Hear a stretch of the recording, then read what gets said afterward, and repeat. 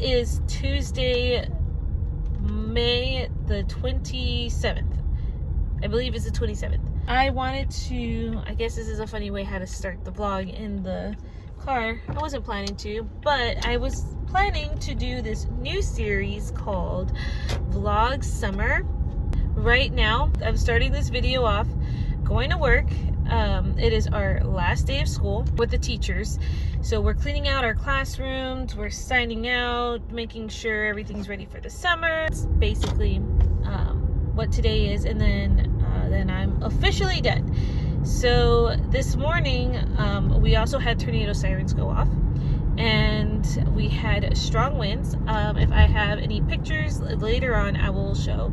But we had branches falling in our yards, and so it was quite an eventful morning.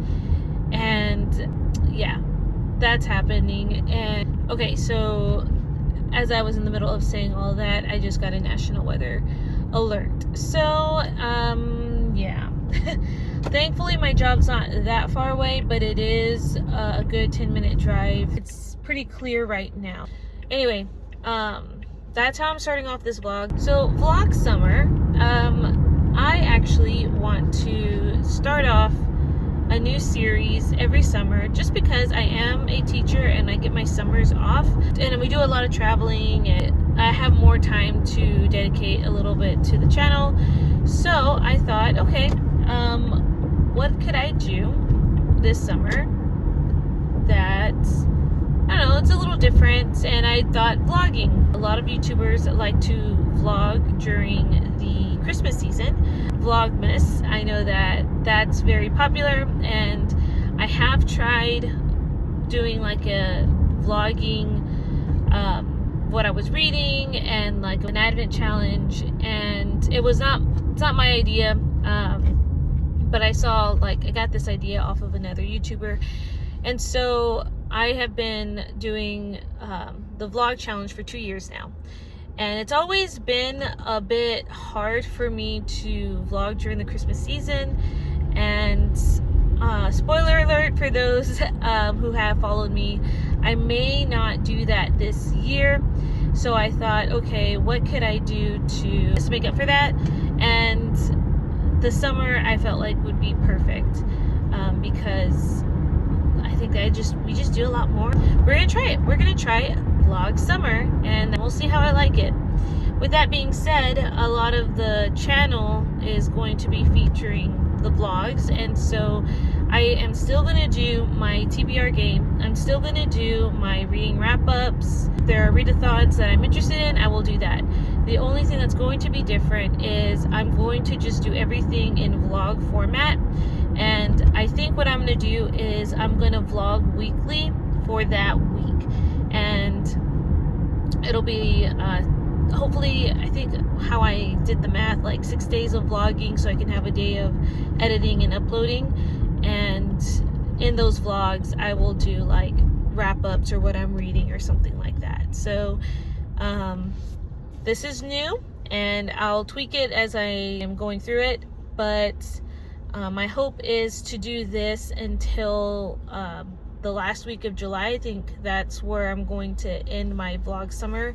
So that way, at the start of August, I can get back to a regular schedule because of school. So it'll be like 2 months of vlogging. As far as reading goes, I am in the middle of, I think, 3 books right now. 4 if you count my nonfiction, but the nonfiction book that I'm reading, I'm taking it pretty slow. Okay, so I'm sorry I got cut off a bit there, but I actually am at my destination. So I will just have to update you guys later on after work today about some of the books that I have been reading. And yeah, all right, talk to you in the next segment. Okay, so I am in a standing position because I'm going to be working through some of my curriculum for music as I talk. So my desk is situated in front of me, and I am gonna look at things. But I wanted to say that I apologize that I kind of cut out from that video earlier, because I did arrive at my destination, and had to get inside.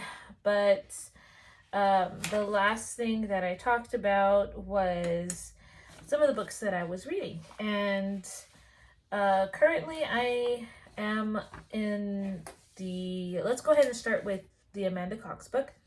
And I'll try to put a picture right here. And I am currently reading this one, and it is about it follows a woman who works on the bee farm, and she is taking over because her father had passed away, and she's dealing with some grief there. And along the time she's working there, she meets this little girl, and the little girl, there's a mystery around her at first, and so she's just kind of befriending this girl and dealing with grief. And then you get a second perspective, which is another woman who has her own business that she's trying to launch, and the thing that she's struggling with is past hurts with her mother, and you kind of get her story too. And I really like that Amanda Cox does, like, she gets perspectives from different people and writes from their perspectives, and as a writer she has these stories that don't seem like they'll fit, but in the end they kind of fit. And I love that she does a lot of her research too with certain things, like this one's about a bee farm, so you're learning a lot about bees and the process of, like, you know, farming them. And then you're seeing some elements, like it talks about grief in this book. It also talks about some what healthy boundaries looks like, and so all of that with like a Christian perspective as well. And I really enjoy her writing. So I am about 30% into this book, and I'm enjoying it. The next book that I am going through is a classic, and that one I have actually right here. So let me get it. A bind up. But the classic that I am reading is Persuasion, and that's actually my last Jane Austen novel that I have not read yet. And I'm about halfway through that book. I usually read it with Spark Notes. Classics are pretty difficult for me to read. I have to read it at even a certain time, like in the mornings, because I find that's when my brain is more alert, and it does take a lot of brain power to kind of read through the sentence structure. And so I am reading Spark Notes. So I do a chapter, and then after I'm done with that chapter, then I do the Spark Notes for that chapter. So I try not to read ahead, although this last chapter I read, I did read the Spark Notes first and then read the chapter, and I found that that helped my understanding a little better. Yeah, so I also find that once I kind of get into the book, the writing style I get used to, but it's when I stop and start where I have difficulties like reading in the classics. So that's just classics in general. As of now, I have put it down, so I'm not really getting much into it, but afterwards when I reflect on it, then I kind of think about the story. But this is a story about a woman named Miss Elliot. Her first name is, I believe, Anne. She is one of 3 daughters, and I think she's like the middle one. And her father and her older sister are pretty much very vain. They are very concerned where their social status is.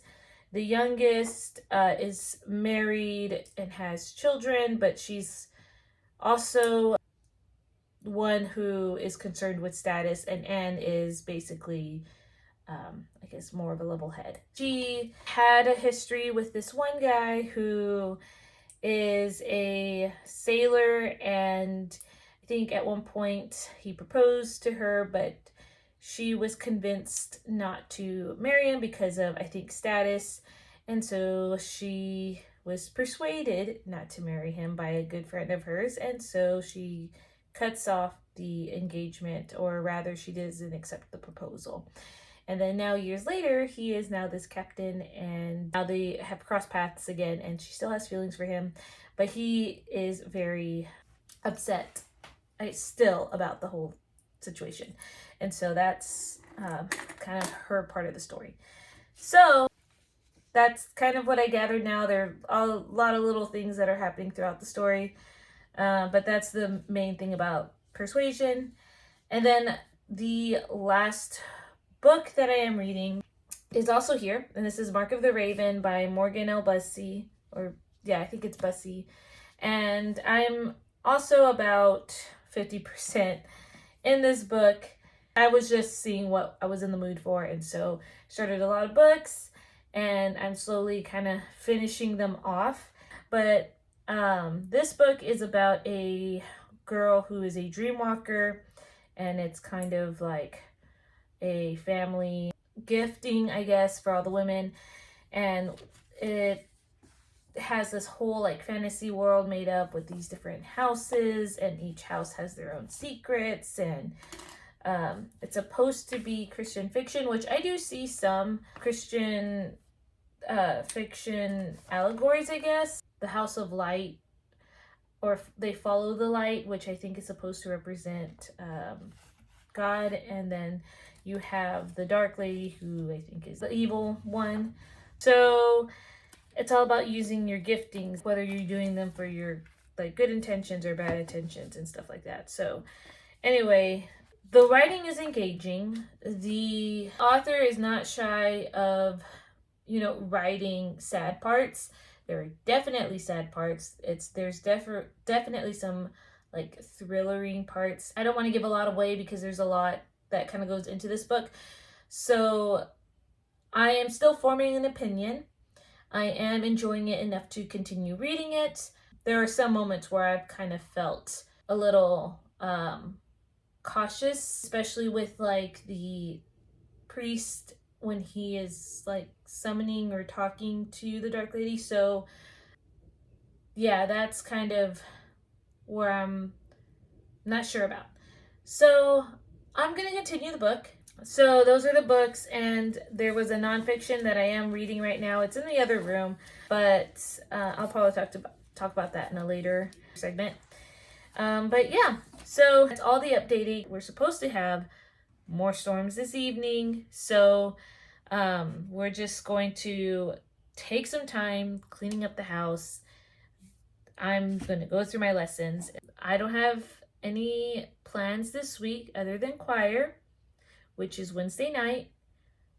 Thursday, I actually have an appointment, and Friday we have a camp. I don't think I will vlog at the camp unless it's just me. I have a lot to do, but I will see you in another clip.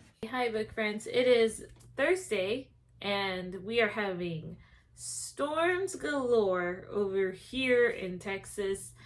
They're really just pop-up storms, so the lighting is a bit off, very orangey, yellowy light, and that's not my favorite lighting to film in, but that's where we're at. So I did not film at all yesterday. I babysat both of my nephews, so really could not film at all, and that's okay. They're very funny. The older one is very reserved to himself, and then the younger one is just having fun. He's the life of the party.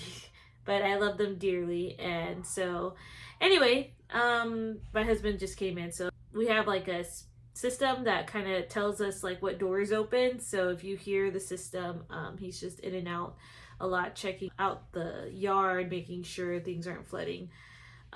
So anyway, today I did have a doctor's appointment.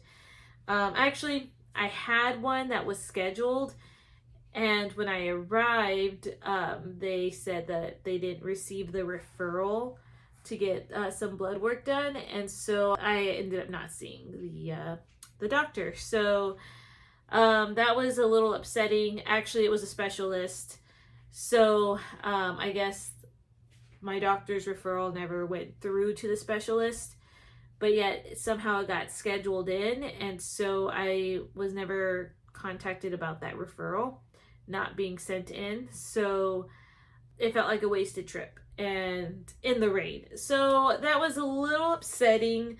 I'm not gonna lie, but it is what it is. Getting that straightened out. But anyway, I just stopped by my sister's on the way home and just kind of hung out with her and my nephew for a little bit. So I feel like this is a very eventful week, but not in a good sense, I guess. I think I mentioned it on Tuesday that we were having like a camp day, which is now canceled because of the rains, and we're just not going to reschedule because the summer is really busy. So that kind of frees us up for tonight and tomorrow. And then in addition to that, we are having an issue with fleas. Now, we are doing everything we can to fix it. My husband had ordered some special like foggers. You're supposed to put them in the rooms and like they go off or something, and you're supposed to be out of the house while it's fumigating or something like that. So that's kind of what we're dealing with right now. And our dog has like special like shampoo and stuff, and it's been a week, and my husband is now going to start summer school next week. So I'm glad that this happened during the summertime when we're able to take care of this issue together, because had this happened during the school year, it would have been extremely stressful for both of us. And now that school is out, like, we can actually deal with this problem full on. But as far as reading goes, tomorrow is the last day of May, and I think what I'm going to do is go ahead and do my reading wrap up for May. I don't think I will finish any books tonight or tomorrow that I'm currently working through. So I think I mentioned earlier as well that I'm in the middle of 3 books right now. And I forgot, I do have one more book that I'm in the middle of, and that is Habits of the Household. And I'm really actually not in the middle. I'm pretty much in like that, I'm at that part. So this is the beginning right here. So that's all I've read, and I have this much to go. But I take this book really nice and slowly because it is a nonfiction, and it's something I want to like thoroughly just walk through. And I knew this was going to be a longer read, but my hope was to read this in the morning with devotions. First my devotion and then this. But I just have not been very good at doing that. Okay, so those were the books that I'm currently in the middle of. But now, we're going to go through these other books. I have my stack of books right here. And I actually had a really great reading month in May. There were a lot of books that I picked up and finished. We're just going to jump in. So I read a total of 11 books this month. Granted, 2 of them were DNFs, but I also rated 2 2-stars, 1 3-star, 1 3.5 stars, 4 4-stars, and 1 5 stars. And I'm going to go ahead and just jump right on into the DNFs. So the first DNF I do have is The Secret Chord by Geraldine Brooks. This is basically a story about David, King David.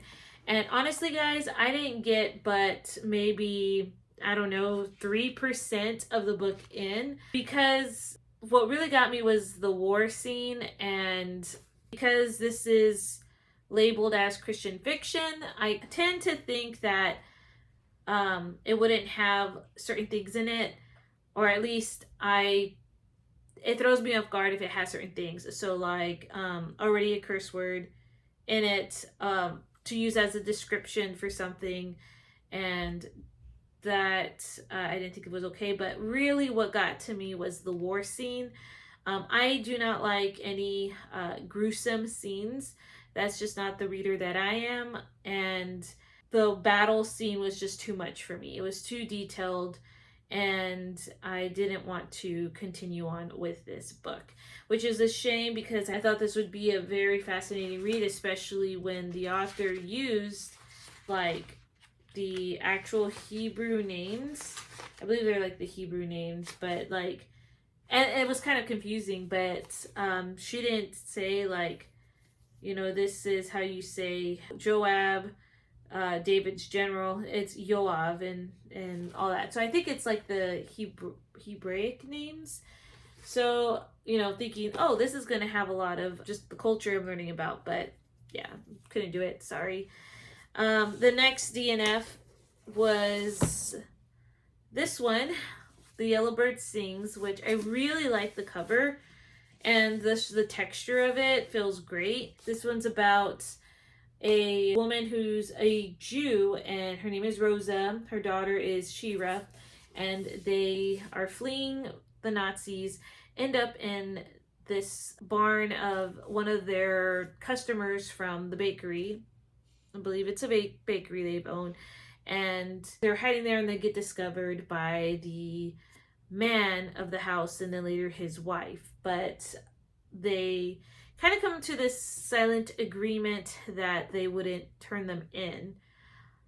But as I was reading it, I came across a scene that I really could just skip over and continue, but when that scene happened, I guess it just put into perspective that this was going to be a very emotional, sad book, and honestly, those could be hit or misses for me. And so I figured that where this was going, it was going to be more of a miss for me. So I decided to put it down because I was in the middle of a lot of other books. And so there was one scene where I felt like it went a little too detailed for me, and I decided that I was just going to put it down. Now to my 2-star reads, and this one is All the Light We Cannot See by Anthony Doerr, and I gave this a rating of 0 for the Christian fiction one, because I believe it like briefly mentioned or touch up on, I don't know why I gave this as a 0. I think it's because there might have been a mention about a god in here, but yeah, I wouldn't say that that was a primary thing, but there was a topic that talked about like heaven. So very light though, as you can see from this thick book. Now you can see I also tabbed these, so there were some quotes that I did like from this book, but this book is about World War II, and you follow Mary Laurie, and she is a blind girl living through France during World War II with all like the air raids and everything. And then you go through the other perspective of Warner, who's an orphan, German, really fair-skinned and fair-haired child. So 2 big different like upbringings, and there's a lot that goes on in this book. Marie and her dad end up fleeing to Saint Malo, where her reclusive great uncle lives, and they have carried this jewel that is said to be very valuable. Now, they don't know if they have the valuable jewel. There's actually 3 copies that were made, and the person who has the rightful one doesn't know it. Like, they were all kind of mixed so that no one knows what's real and what's not. So they think they have the most valuable jewel. And then you have Warner, who is very good at fixing radios, and he ends up getting pulled into this Nazi school where he kind of uses that to help the Nazis with their pillaging of radios and finding people and all of that. So he kind of gets pulled into that direction. This book had a lot going on. I did enjoy the first part. I tabbed some of my favorite quotes. The writing I really liked, actually. I liked the short chapters, and it did go back and forth, so it was kind of confusing at first, but just the written work I thought was very beautifully done. And there were some quotes, like I said, that I very much well enjoyed. The second half of the book, though, I did not end up liking as much. There were some chapters that I did skim over because I understand that the author was writing that to show like what was really evil is evil kind of deal, and there were some descriptions in there that really portray that evil that was happening during World War II. And then there were some crude comments that I don't really like to read, and so I skimmed through that like in some of these chapters, and it did kind of get a little descriptive with some of the sad scenes that this book does have. My heart broke from one of the characters who really took a stand, and I really enjoyed that character, and what ended up happening to him broke my heart. So yeah, lots of emotions with this book, but I ended up not liking it as much. And I felt a little bad because not only did I read this, but I actually buddy read this with Alma at Alma's Book Journey. I'll put the channel name right here in my description box. But we buddy read it, which it really helped buddy reading with someone else. She read it much faster than I did, and I get to hear her perspective because I know she really loved the book, and I didn't really like it that much. But it was good to just talk to her about it. And not only did I talk to her, but I'm in a book club, and this was our second pick in that book club, and I got to discuss it or hear other opinions from other women who actually really liked the book too. So I started to feel like I was the odd man out, honestly. But I just find that I'm just not a very sad book reader, I guess. But I would say that this book is loved, and it just goes with what you guys are comfortable with and what you guys, I guess, have more of a tolerance for. I know for me, there are just certain things that I just don't really care to read. So, you know, it could go either way. You might really like this book, and that's great. There's a Netflix series, which I heard is nothing like the book, but I am curious about it. But overall, it was not really my cup of tea, but there are some great character development in this book. Anyway, that is one of my 2 stars. My other 2-star read that I ended up giving was Of Stillness and Storm by Michelle Phoenix. And this book was part of my vlog where I pulled out the country, which is Nepal. I already said all I need to say about the book in that vlog, but it did get a 2-star. And for those who are interested, this book is about a missionary couple who is struggling with their marriage and their family, and I guess the effects of leaving that unchecked, not taking care of your family, putting like the ministry before your family kind of deal. I would give that also as a Christian faith rating of a 1 because it is classified as Christian fiction. And now to my 3-star read. This one is called The Selection by Kiera Cass.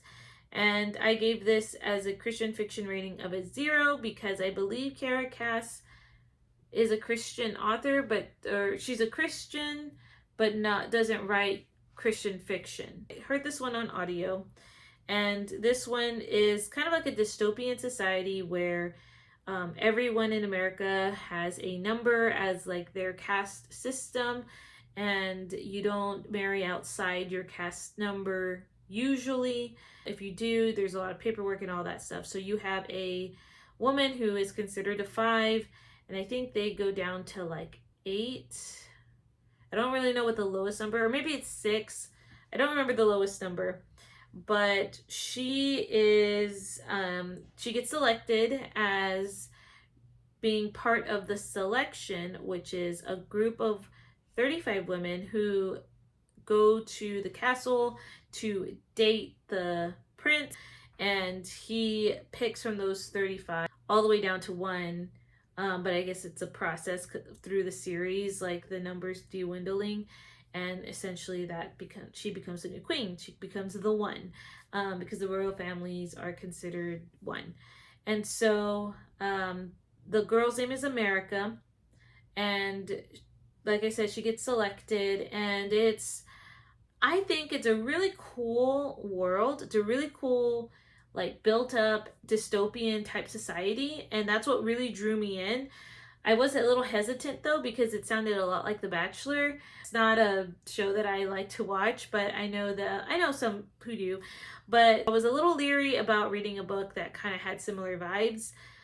But they did talk about refraining from any kind of intimacy that is sexual, and so I decided to give it a try because I'm also a sucker for a good, pretty book cover, and that one was a pretty good book cover, and I heard this was clean. So for the most part, it is clean. However, there are some parts of the book that pushes the bounds a little bit for me, and as far as like the kissing scenes were a little bit more, and so that those parts I was a little uncomfortable with. But other than that part, there was one more thing. I think there were a few curse words in this book, and not something I was expecting. So just be aware of that. But overall, it was very interesting. Like I said, the casting system was interesting. I did like the main prince. He was I think he had a good character like development. It was the main woman character that didn't particularly like. I just didn't like how the book ended. It was supposed to be leaving on a cliffhanger and everything, but it wasn't my favorite sort of thing. And if you know, you know kind of deal, like setting it for drama, which, I mean, it's YA, but anywho, it wasn't a complete miss. I mean, I rated it a 3, so there was some enjoyment from it, and it was a fast-paced read. Okay, my 3.5-star read is Story's End, and I rated this as a 3 for the Christian fiction rating, and that's because everything in this book is allegorical, and this is the second book to duology. Storybound was the first part of this book. And this, I think, wrapped up pretty nicely, though I felt like there were some loose ends that never got tied up well. But I think the overall thing, like, finished nicely. I did like this book better than the first book. You follow, these same characters. I'm not really going to go much into it just because it is the second book. But it does have darker themes in it. I think this is allegorical for like Revelation, and so pulling a lot from that as inspiration is in this book. And pretty much that's all I have to say about it, and I'm trying to remember all of these books. But yes, that was my 3.5-star read. Okay, my 4-star reads, let's go ahead and just start from the top. Let's do Words on Fire by Jennifer A. Nielsen. And I rated this as a 0 for Christian fiction rating because Jennifer, I believe, is also a Christian author, but I don't think she has written a Christian fiction book. But anyway, this is about a girl who is from Lithuania, and it is being occupied by the Russians, and she is a book smuggler, and it follows her story and just some of the dangers that could come from being a book smuggler.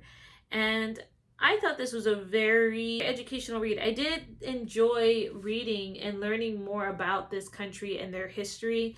I loved the characters. I thought the characters were great. The main male character is really sweet. I like him in there. And yeah, it was kind of mysterious, and I thought it was a great book. So I only read one other book from this author, and I think I rated that as well a 4. I think it was A Night Divided. And so I'm very interested in more of this author. I'm glad that she is writing some great historical fiction middle grade.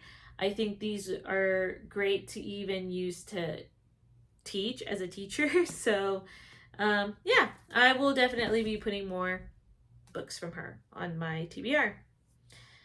The next book I'm going to talk about is Path to Freedom, which is also in my vlog for the Read Around the World vlog. And that is also rated a 0 for Christian fiction rating, because I believe it also hints at a higher power, or I think it does outright say like God in there, like him talking about religion, but I can't remember.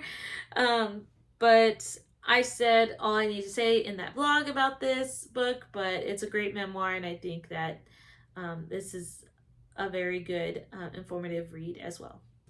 Okay, the next read I'm going to talk about is Fish in a Tree by Linda Mullally Hunt, and this one is about a girl who has dyslexia, and she has been going through the school system not having been identified as having dyslexia, and so basically she just becomes very disruptive, or gets mistaken as being very like labeled as just a difficult child, and so she kind of passes through the grades as that until there was a teacher who kind of caught wind of what was going on. So I did enjoy it. I actually really like this cover with the colors. It's just so bright and fun. As a teacher, I have to remind myself to like try to read this like not so critical, I guess, but I guess as being a teacher, there are some things that I definitely have seen, or just it's like you kind of want to look out for, certain students just to help them out. But it was a heartwarming read, and that's what I was hoping for. I typically don't like books where they really talk about how unjust or how mean teachers could be. And at least for me in my line of work, I have yet to see an unreasonable educator.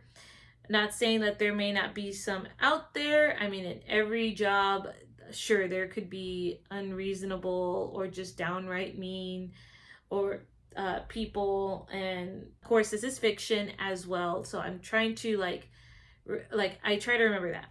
But this book was very wholesome. Some things I still did not agree with the main character. I just felt like there were just some things in there that I did not agree with what she did. However, I really liked her friend Albert. He was the one I kind of connected a little more with. And I don't know, I thought this was such a wholesome book, and I was glad that I read it. And my mom actually recommended this book to me. She works in dyslexia, and it was interesting to see a little bit more of that side, I guess. And yeah, so I do have another book that I put from this author on my TBR just to see more of what she has written. Okay, the last 4-star read is The Waterkeeper by Charles Martin, and this is the second book in his Murphy Shepherd series, I believe. And again, I can't go much into this, but essentially the book is about human trafficking and how this man helps find missing people and tries to provide a safe place for them so they can be whole and be whole again, and to kind of recuperate. And he really wants them to be healed in their heart too. It is Christian fiction. And so this book was very emotional. It had me like on the edge of my seat because of just the topics that are in here. I'm very thankful it doesn't go into explicit details, but it does give you a picture enough to where these people, and they're mostly women, but he does help children and young boys too. But you get to see some of their stories, and that could be very heart wrenching. And one story in particular almost had me tear up because it's really hard for me to cry in a book, but one really made me tear up. And it was about in the middle part of the book, and her surrendering part and having her grieving moment. If you've read this book, I think you know which one I'm talking about. But when she lets go of something that she has held in her and she grieved what she lost, it almost had me tear up. So I always, always, always start off with not sure if I'm going to like the book with Charles Martin's books, because at first I'm like, how can this be Christian fiction? It's like there's no hope in here. Yeah, it's just the topic in itself, and I'm glad that I pushed through because he always does, and it does challenge my thinking a little bit with some things. I don't really like the main character, Summer. Just her character and her daughter's character are not my favorite ones, but I enjoy all the other characters a lot, and in the end I am very glad that I've read this book, and I want to read the last one.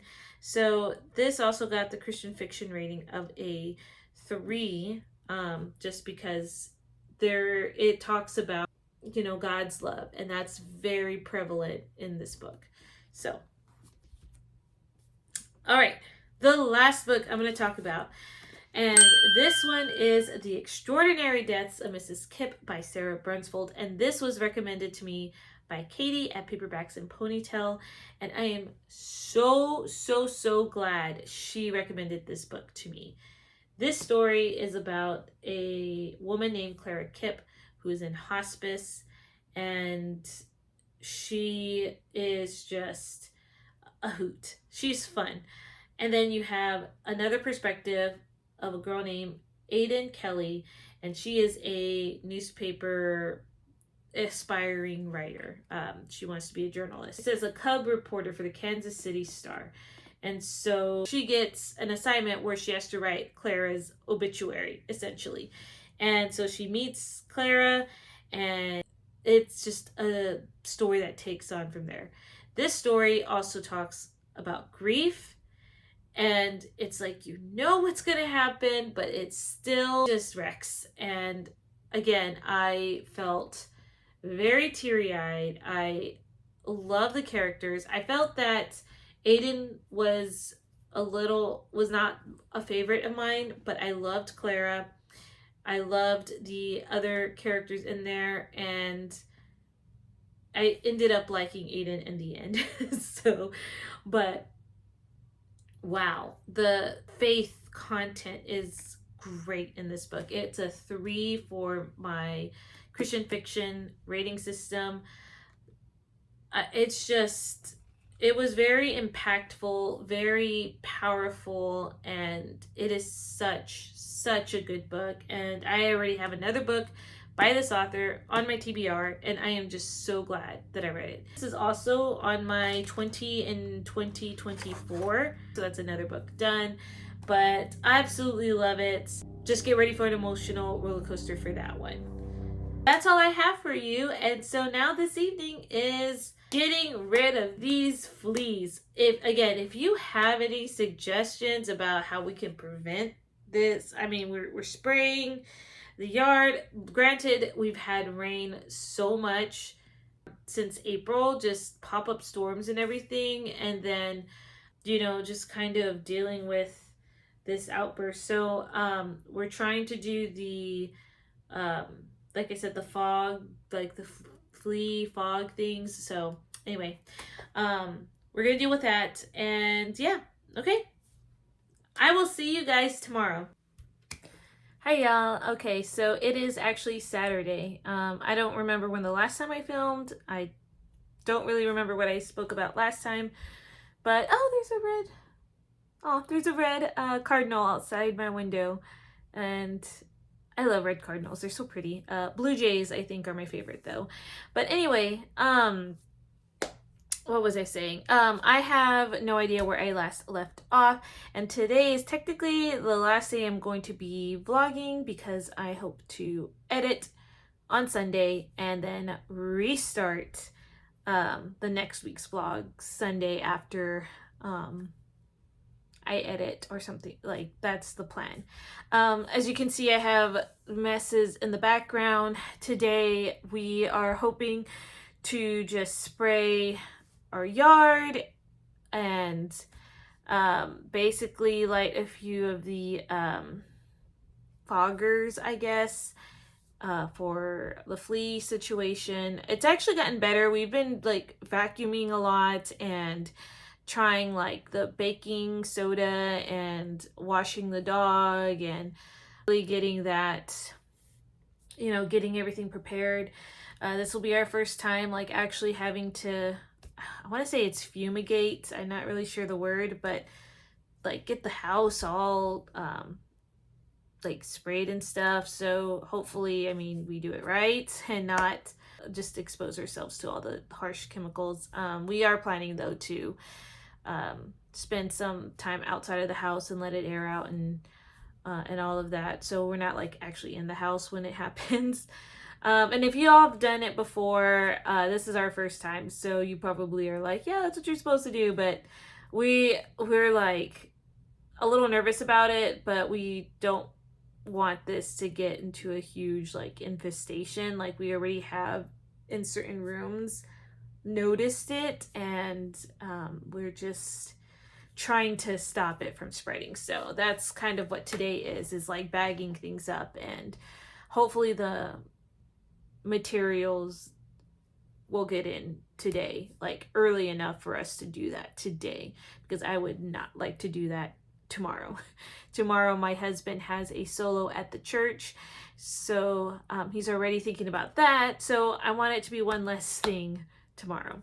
Anyway, it is 9 o'clock, almost 10 this morning, but that's all I have for this segment. I am still reading the books that I'm in the middle of, but I'm also hoping to finish the Amanda Cox book today. So that's all. I just wanted to check in and give you that update.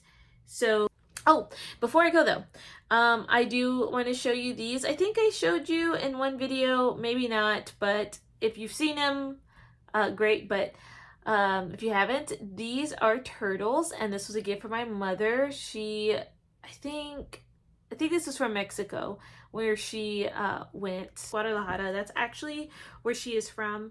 And she just came back and gave us these little earrings. And so these are my sea turtle earrings to celebrate the summer break that we have. Right, that's all I wanted to share though, the little earrings, but I will catch y'all in another clip.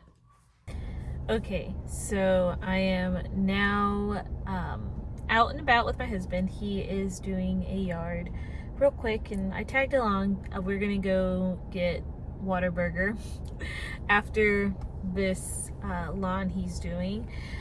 But just sat here and I was reading my book, and I actually finished the book He Should Have Told the Bees by Amanda Cox. And it was a good book. Like I said earlier, love her writing. She has, I don't know, there's just something about her writing that just can be very, like, you can connect with it, and it's simple, and she always adds like a level of interesting topics. In this one, you have the topic about like beekeeping and all that entails. There's also a lot of topics that deal with like mental health in this book as well, like bipolar or past traumas, as well as irrational fears. And that can in itself be a little tricky to navigate, especially when you deal with that and with faith. I know that sometimes that can be tricky to write about, tricky to discuss, because it could be a hot topic. But I do like that she writes with a faith perspective as well, and it's okay to get help if that is something that you need, essentially. And like therapy is being brought up in this book. I know that with my upbringing, I grew up very Pentecostal and very kind of charismatic, and some of the topics dealing with like counseling and therapy weren't always received greatly. And I don't know if it was just the church I was in or if this is just a universal thing with certain denominations, but I grew up with like counseling and therapy were considered as a lack of faith. March 31st. Oops. Oh, there's hubby. Say hi, hubby. Hello. So he's about done. But anyway, don't mind him in the back, just kind of loading up the car. But yeah, so getting that was seen as a lack of faith. At least that was my understanding growing up. Which, you know, as I grew older and kind of had to navigate my own path in life, and even lots of discussions, and some of them were heated and not heated, and just the friends that you know, you just discuss with, and how my mind is still forming, you know, my opinions, right? I find that it's okay to get the therapy and help that you needed, because that was something that I had to walk through with certain things, and it really helped me not feel so shameful about it, because there was a part of me that felt like I had that lack of faith. It's just a little bit about my own personal experience with it. So with this book, I wasn't sure how I would feel, because there are some things where I think that you can, like, I think therapy and counseling is great if you need it, but I guess there is a lot of a world view out there, or that can use that as an excuse of why a person would react a certain way, and that's the part where I don't agree. I'm not very big on using things as an excuse, but rather being you know, growing from it. And I feel like this book did a pretty good balance at that, not using as an excuse, but showing that there is help available, and it's okay to get that help. I think she navigated it well. So anyway, that's a book completed, and I am looking at rating this. I wouldn't say it was one of my favorites. I definitely liked when Callie, which is, well, the sister that did end up going through therapy through some of the childhood trauma that she had. I liked her a lot more than I did Beckett at first. Beckett was the girl who lived with her dad on the farm and was the actual beekeeper. So towards the end, I did end up liking Beckett, but and then the male interests, they were sweet, I guess, but I really liked the sisters in this book. So I wouldn't say that this is one of my favorite books, but it is still a really great book, and I'm leaning towards a 4.5 star rating for this. Loving the knowledge that this book brought in, some sweet moments in this book, and I would highly recommend it. I do love this author, and so that is basically my wrap up for this book. So now hubby is done, as you can see, so we're gonna go and get some Whataburger, which is his favorite place to go, and then we'll just see what else this day entails, going back home, getting the bug spray and all that stuff. So we will see you in another segment. Okay, it is like 8:30 tonight, but I just wanted to film this outro.